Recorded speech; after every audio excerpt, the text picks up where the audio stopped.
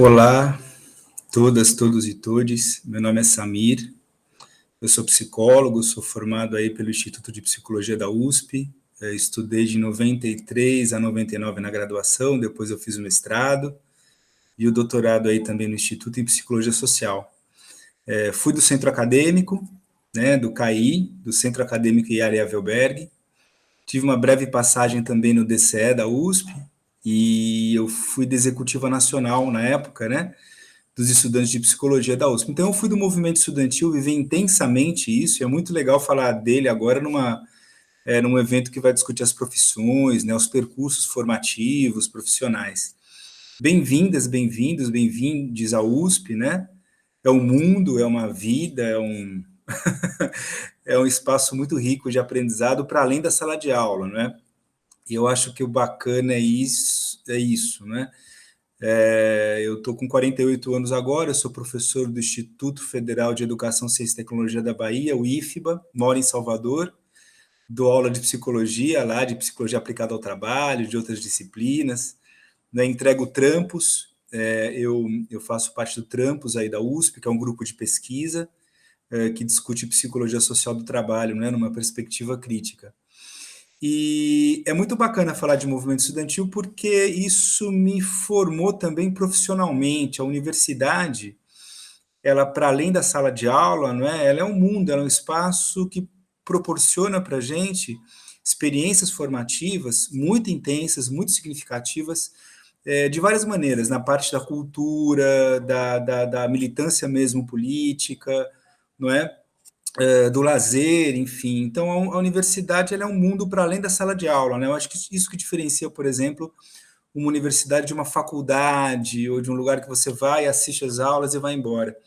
E o movimento estudantil, para mim, foi essa abertura, né? Esse espaço de poder discutir a vida pública, de poder discutir preocupações sociais, interesses sociais, não é? Uma militância de transformação social mesmo, né? Então, um alinhamento com movimentos sociais, um alinhamento com pessoas que queriam discutir, mudar a universidade, tornar a universidade mais popular, participativa, democrática. Então, tudo isso era discutido no movimento estudantil e mobilizava muito a gente. Isso faz parte do meu cotidiano profissional até hoje, né? Então, pensar a psicologia de maneira mais aberta, democrática, popular, participativa. Então, são coisas que eu levei enquanto profissional para a vida inteira, né? E que eu aprendi no movimento estudantil. Eu fiz uma tese, eu fiz iniciação científica, mestrado e doutorado estudando o movimento estudantil. A minha tese chama Tempos da Política, Memórias de Militantes Estudantis, o curso de Psicologia da Universidade de São Paulo.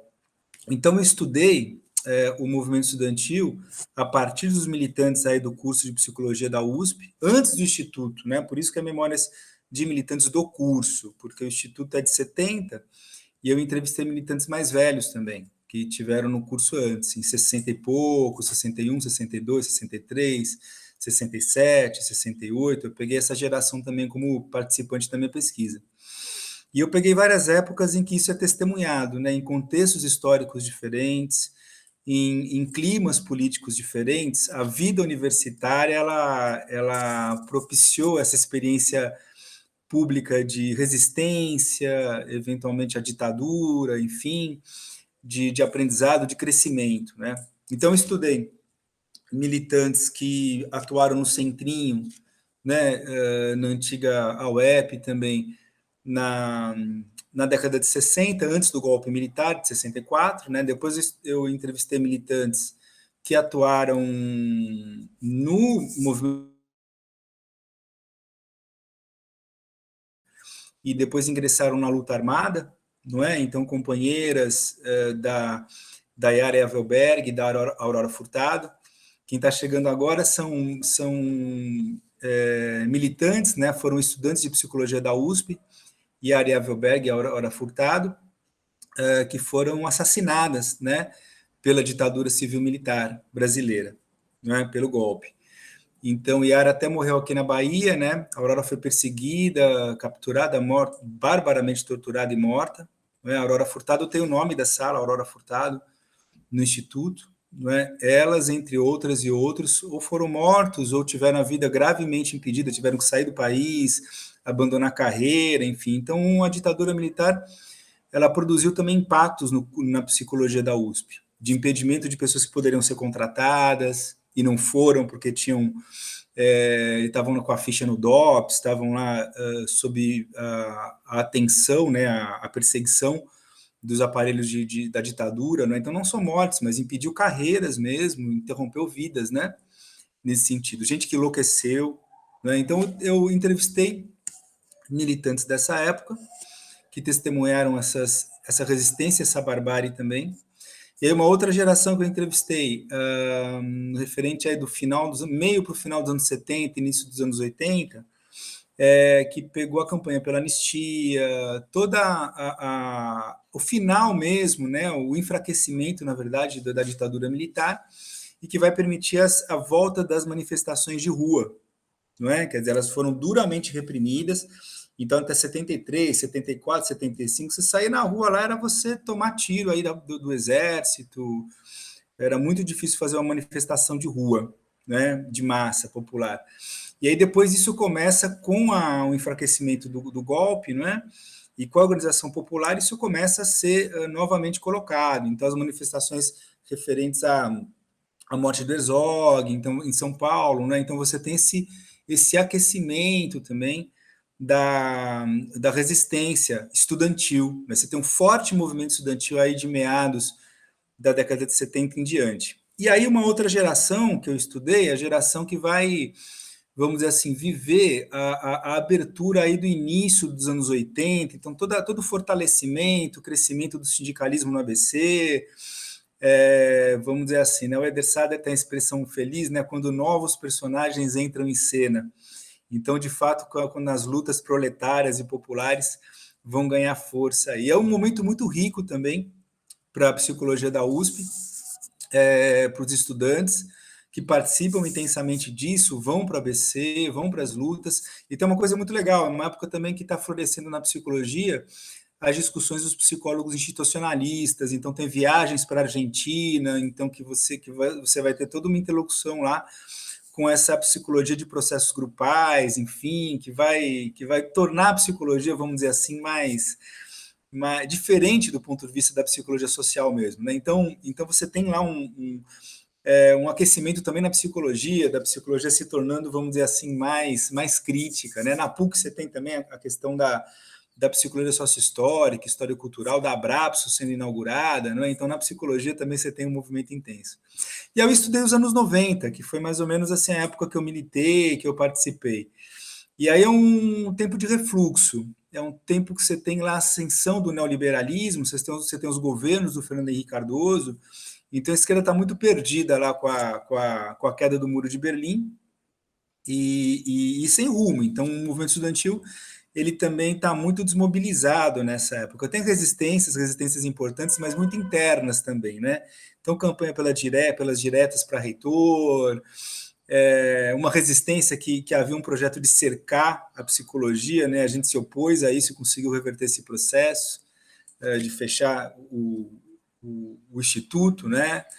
Uma coisa de pedir, botar crachá lá para entrar e tal, estava tendo esse movimento na universidade. E várias questões pontuais que foram sendo trabalhadas, trazidas. E aí o movimento estudantil vai também, aí eu não estudei, mas acho que é interessante marcar essa forte resistência também que teve no movimento estudantil a partir dos anos 2000, que fez várias ocupações de reitoria e resistiu fortemente a várias tentativas de, vamos dizer assim, piorar a vida universitária, torná-la de maneira, enfim, menos democrática e popular, vamos dizer assim, né? Isso prosseguiu, né? A gente entrou nos anos aí difíceis aí do golpe e essa resistência estudantil ela tem sido bastante importante, intensa. Então, uma coisa que avança muito o movimento estudantil que eu não peguei nos meus estudos, essa entrada de outros novos personagens em cena, né? Gente proletária, preta, mulher, LGBT, em coletivos, para além das entidades, que vão dar uma outra cor, não é, para o movimento estudantil. E isso está muito intenso, isso é fruto da expansão universitária, né, que teve aí no período Lula e Dilma, né? Então isso teve um aumento muito grande das universidades no Brasil todo, no interior, as universidades se interiorizaram, não é? Isso, claro, aumentou gente dentro da universidade, gente proletária, gente de classe média, média baixa, preto, pobre, indígena, né? Então aí você tem outras pautas, pautas que na minha época não eram possíveis no movimento estudantil, ou pelo menos eram distantes, não é? E aí que vão sendo colocados por esses agentes, que são preciosos para uma revigoração da universidade. É isso que a gente está vendo agora. É isso que a gente vê na militância, na internet, uma camada, uma categoria se formando de intelectuais pretas, proletárias, que vão pensar a universidade, que vão pensar outros temas e que tem lá o seu movimento estudantil. Não é? Então, acho isso muito rico, muito interessante. Isso eu não estudei, isso é para vocês, né? Então, bem-vindas à universidade, bem-vindos, bem-vindes. É o mundo, né? É um mundo que representa assim um crescimento pessoal e social muito intenso, para além e faz parte daquilo que é a formação da gente em qualquer área e na psicologia isso é muito importante, né? Quer dizer, uma profissão que tem como foco o outro, o ser humano, o seu bem-estar, a sua saúde mental, ela não pode prescindir dessa reflexão alargada que se dá na esfera pública, que se dá também, para mim, muito, né, no movimento estudantil. Tá? Espero ter sido útil, espero que o vídeo não tenha ficado muito longo e estou à disposição. Um abraço aí, bem-vindos, bem-vindas, bem-vindos, de coração.